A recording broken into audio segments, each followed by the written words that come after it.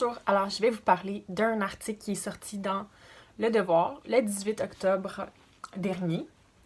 Et c'est dans le fond concernant le fait que en automne dernier, le gouvernement a injecté 70 millions de dollars pour l'embauche de 850 professionnels. Les professionnels étant les orthophonistes, les orthopédagogues, les psychologues, etc.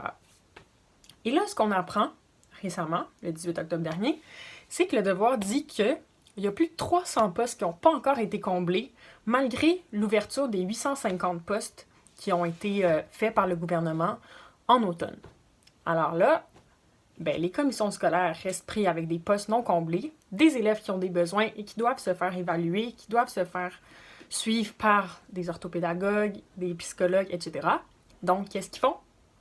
Ils se tournent vers le privé.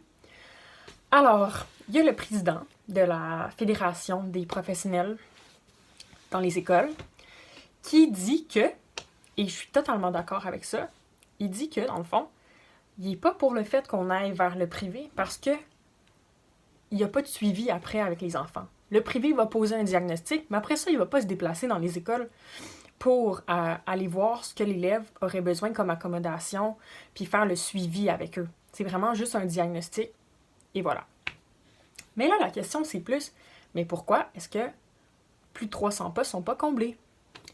Et sincèrement, j'ai un peu mon hypothèse là-dessus. En fait, j'ai 3 raisons. La première, c'est facile. Les conditions de travail, c'est trop pas attrayant pour les personnes qui sont des professionnels. C'est pas rare que des orthopédagogues, psychologues, orthophonistes sont dispersés dans 4-5 écoles et qu'en plus, ils arrivent dans les écoles, ils n'ont même pas de locaux pour travailler. Donc, tu sais, c'est sûr que c'est pas attrayant pour un professionnel d'aller travailler dans les commissions scolaires. Ensuite de ça, deuxième argument, la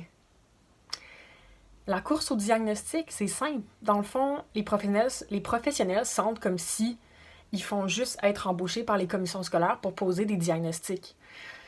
Et ça les intéresse sincèrement pas tant. Eux, ce qu'ils veulent, c'est être capable de faire des suivis, puis d'aider les élèves, puis de voir la progression. Mais là, ils ont vraiment l'impression que ils sont là que pour faire des diagnostics et des diagnostics et des diagnostics.